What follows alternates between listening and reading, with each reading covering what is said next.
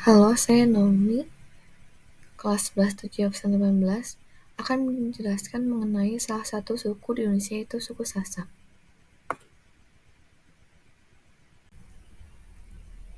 Jadi suku Sasak Lombok adalah suku bangsa yang mendiami Pulau Lombok, Nusa Tenggara Barat, yang terdapat juga di Desa Sade, yang ditetapkan sebagai desa wisata pada 1989 karena keunikannya. Desa adat ini merupakan tempat tinggal suku Sasak asli yang masih menjunjung tinggi nilai tradisional. Unsur budaya yang pertama adalah teknologi. Yang pertama adalah rumah adat. Rumah adat suku Sasak bisa dibagi menjadi 3 tipe, yaitu balai lumbung, balai kodong, dan balai tani. Balai lumbung biasanya digunakan untuk menyimpan hasil panen atau padi. Balai kodong digunakan oleh warga yang baru menikah atau lansia, dan balai tani tempat tinggal bagi yang sudah berkeluarga. Yang pertama adalah balai lumbung. Bagian atap balai ini melebar dan sedikit meruncing di bagian paling atas, sementara di bagian bawahnya berbentuk panggung. Adapun jarak antara atap dengan tanah ialah 1,5 sampai 2 meter dengan lebar maksimal 3 meter. Secara material, balai lumbung dibuat dengan bahan alami. Untuk pondasi bangunan menggunakan kayu-kayu keras yang berasal dari hutan. Sementara atapnya menggunakan jerami yang ditumpuk dan diikat sedemikian rupa untuk menahan panas matahari dan hujan. Yang kedua adalah balai tani. Rumah ini dibangun dengan pintu masuk yang rendah dan sempit. Balai tani terdiri dari balai dalam dan balai luar. Balai dalam diperuntukkan bagi anggota keluarga wanita dan sekaligus berfungsi sebagai dapur. Juga berfungsi untuk menyimpan harta benda, ruang persalinan ibu, serta ruang untuk menyemayamkan jenazah.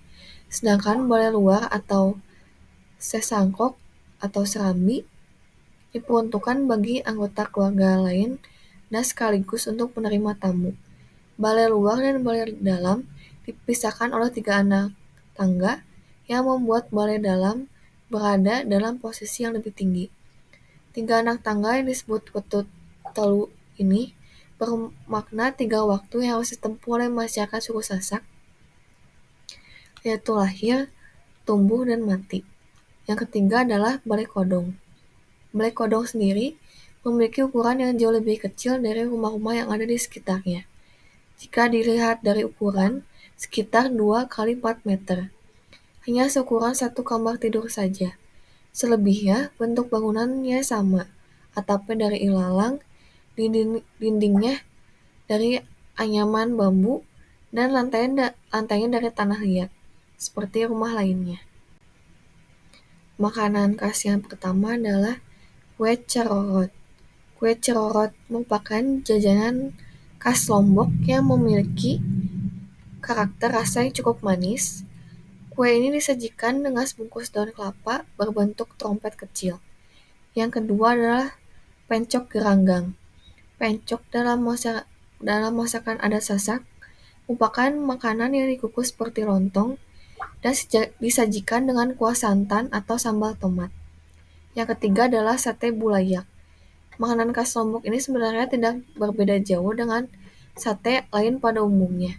Sate bulayak ini mengandalkan daging sapi atau jeroan sapi yang dibumbui. Di samping itu, sate ini juga disajikan dengan bulayak atau lontong dengan berbentuk agak bulat memanjang yang terbungkus daun kelapa atau daun enau muda. Sate itu adalah pembahasan mengenai resep makanan khas yang sebelumnya itu sudah dibahas. Yang pertama itu ada resep makanan khas kue cerorot. Yang kedua itu ada pencok geranggang. Dan yang ketiga itu ada sate bulayak. Selanjutnya, pakaian khas suku ini adalah baju lambung dan pegon.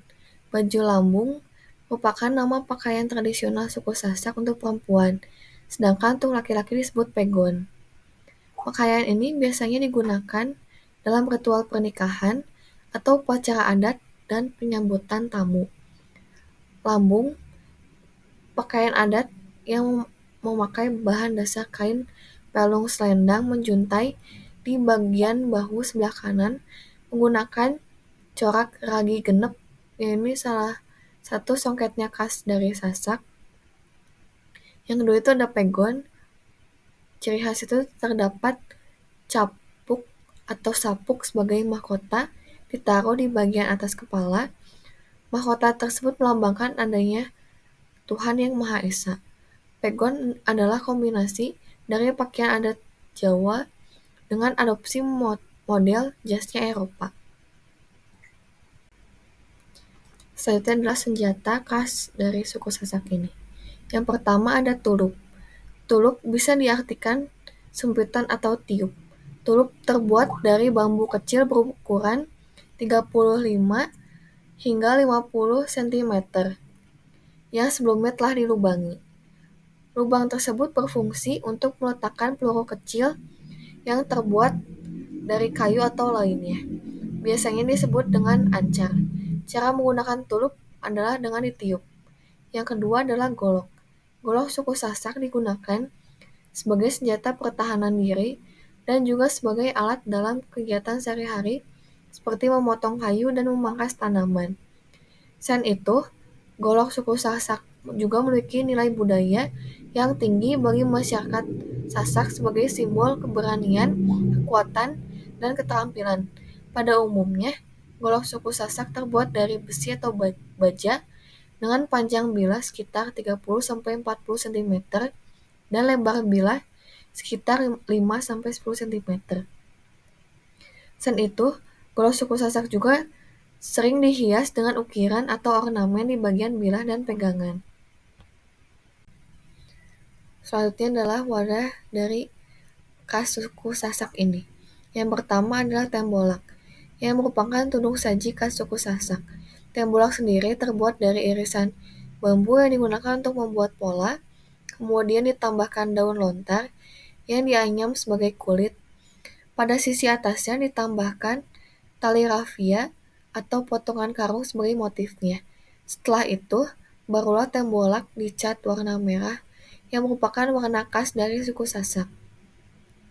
Yang kedua adalah ceret maling, merupakan sebuah kendi khas suku Sasak. Kendi yang unik dan antik ini terbuat dari tanah liat ataupun batok kelapa yang biasanya digunakan sebagai wadah air minum. Alat produktif suku ini adalah lesung geneng. Pada dasarnya, lesung geneng adalah alat penumbuk yang dibuat dari bahan kayu yang terdiri dari sebuah lesung dan sebuah anak lesung atau dalam bahasa Sasak disebut dengan nama geneng. Unsur budaya yang kedua adalah religi. Yang pertama yang dibahas adalah agama. Mayoritas suku Sasak memeluk agama Islam. Penduduk minoritas lainnya ada menganut kepercayaan kuno sebelum masuknya agama Islam yaitu Buddha. Kemudian sekitar 1% masyarakat Sasak menganut kepercayaan Islam yang agak berbeda yaitu Wetu Telu. Penganut Wetu Telu masih mempercayai kekuatan gaib yang ada pada beberapa benda, roh suci, dan nenek moyang. Kepercayaan ini hampir sama dengan suku Jawa yang masih menjalankan kepercayaan kejawen bersamaan dengan agama yang dianut. Konon, kepercayaan Wetu Telu terlahir karena para penyebar Islam di masa lampau berusaha memperkenalkan Islam secara bertahap kepada suku Sasak.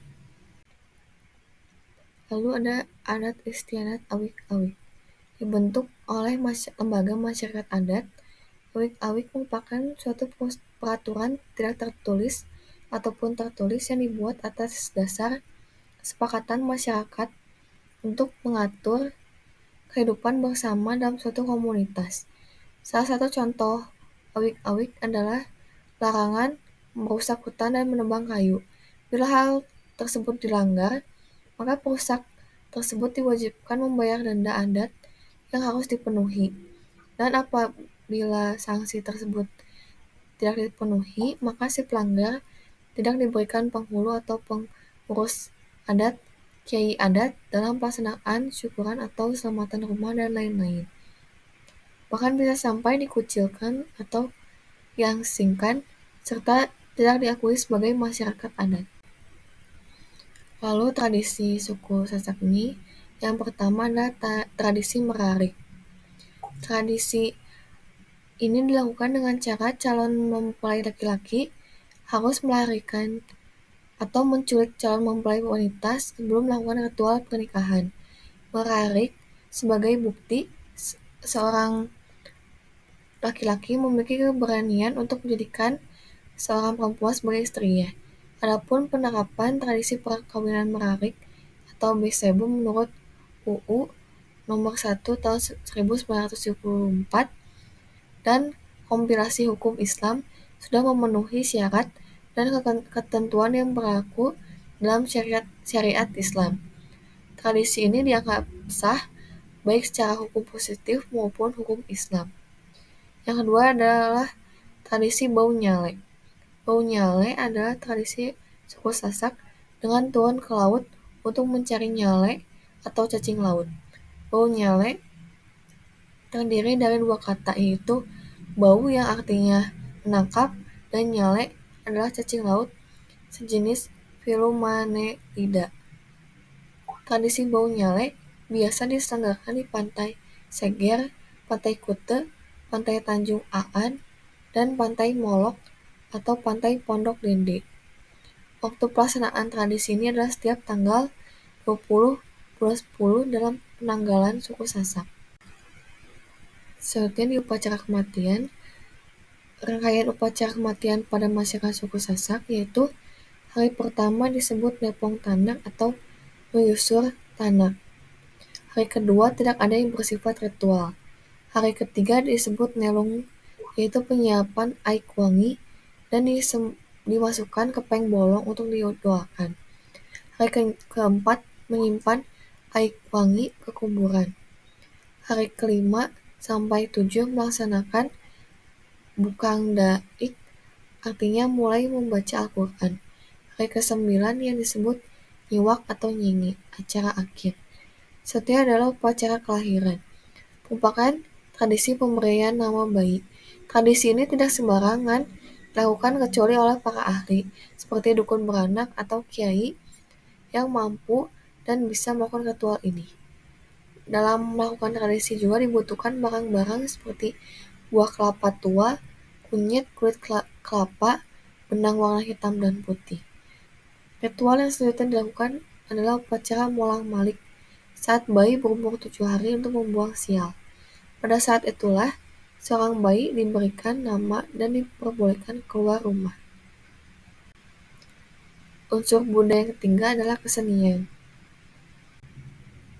Alat musik khas suku Sasak ini yang pertama adalah gendang belek. Biasanya, gendang belek terbuat dari jenis kayu yang besar namun ringan, seperti pohon meranti, pohon randu, kemudian dilubangi berbentuk tabung dan dipasangkan kulit sapi. Kehadiran musik gendang belek ini terlihat dalam prosesi adat nyongkolan atau sebuah prosesi arak-arakan sepasang pengantin menuju kediaman mempelai wanita. Yang kedua adalah genggong.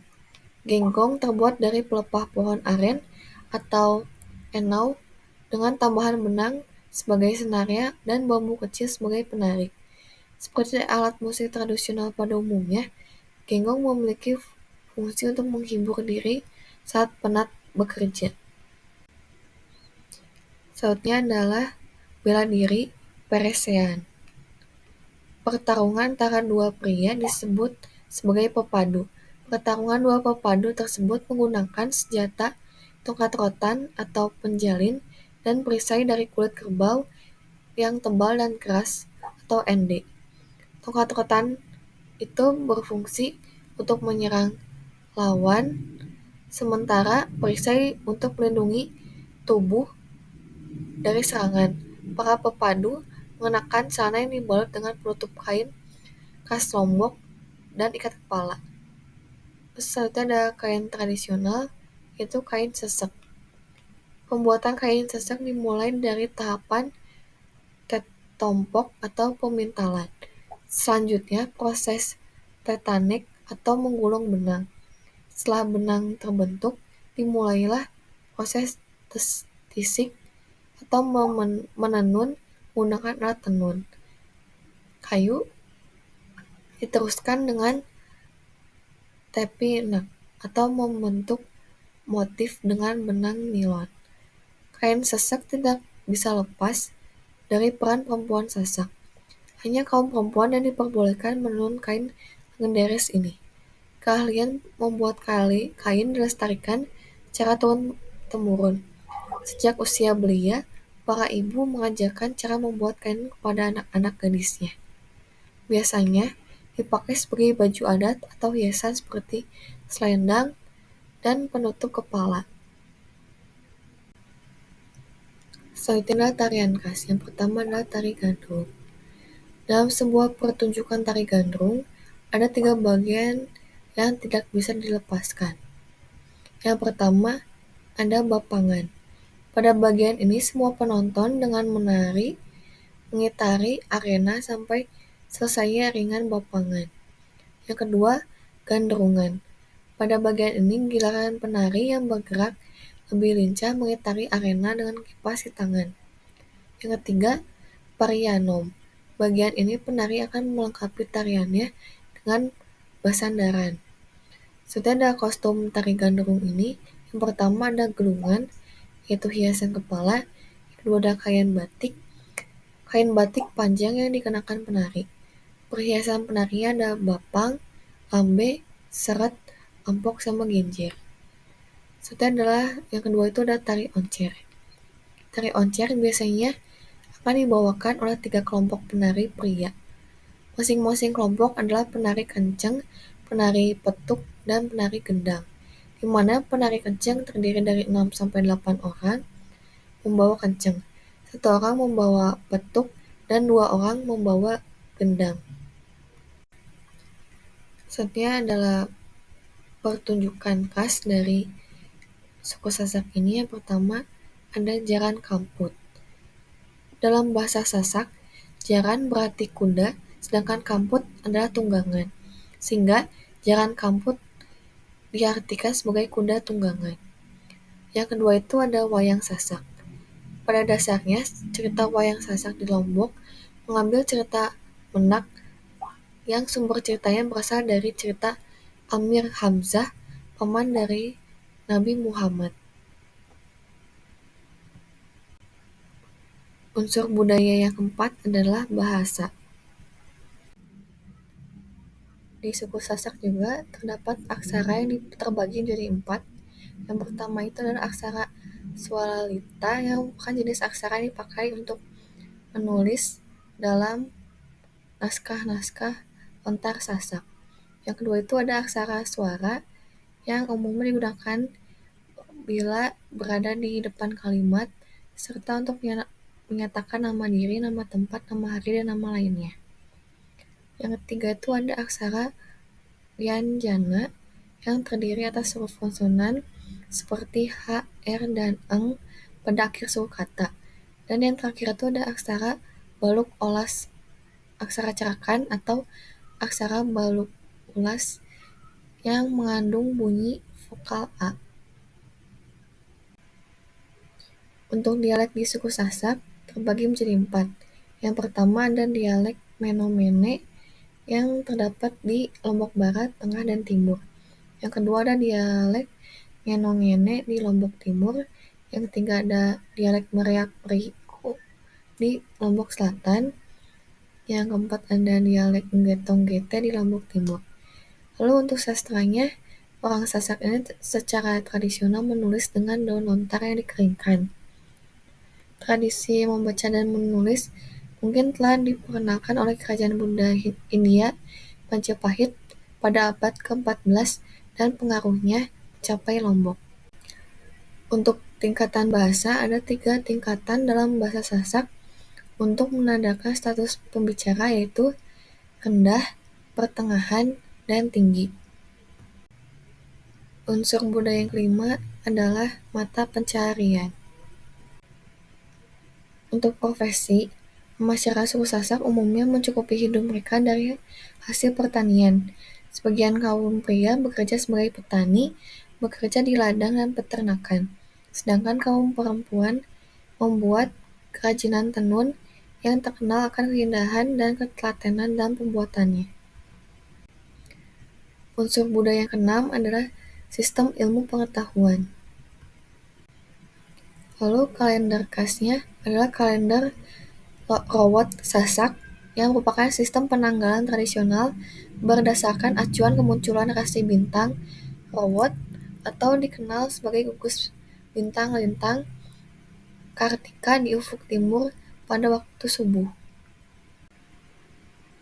Salah satu hewan yang lekat dengan kehidupan masyarakat Sasak adalah kerbau. Hewan ternak kerbau oleh masyarakat suku Sasak sering dimanfaatkan dalam kehidupan sehari-hari seperti membantu para petani membajak sawah.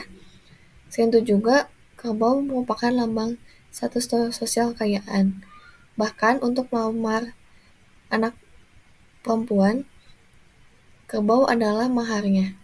Meski ada juga yang menggunakan sapi, namun kerbau masih menjadi ukuran untuk melamar hingga saat ini. Di Dusun Sande terdapat tanaman pohon cinta yang merupakan pohon nangka yang sudah lapung dimakan usia. Hikayat, pohon ini menjadi titik pertemuan sepasang kekasih maupun yang akan melangsungkan pernikahan. Untuk bahasa tubuh suku Sasak sendiri, umumnya tidak jauh berbeda dari masyarakat Indonesia pada umumnya. Untuk unsur budaya yang ketujuh adalah perkawinan. Untuk mas kawin, jumlah mahar atau biaya adat dihitung dari jarak rumah perempuan misalnya melewati beberapa masjid atau beberapa jembatan. Mahar tersebut bukan berbentuk uang, melainkan sapi, kerbau, atau beras yang diwakili simbol tali dan karung. Untuk syarat menikah, sebelum menikah lelaki Sasak harus menganyam 2 lembar tikar pandan terlebih dahulu. Tikar tersebut nantinya akan digunakan sebagai alas tidur saat berbulan madu. Sedangkan untuk perempuan, leluhur suku Sasak mewajibkan perempuan untuk bisa menenun karena menenun itu bukan pekerjaan mudah. Selain kesabaran, menenun juga akan melatih emosi para wanita. Untuk tata cara pernikahan di suku Sasak ini terbagi menjadi 5 tahap. Yang pertama ada memari, yaitu merupakan tahap pertama dalam acara pernikahan Sasak. Yang kedua ada sejati selabar. Pada tahap ini, keluarga calon pengantin pria harus mengabarkan keluarga calon pengantin wanita bahwa anaknya telah diculik. Yang ketiga itu ada nuntut wali. Hal ini dilakukan selang beberapa hari sejati selabar dilakukan.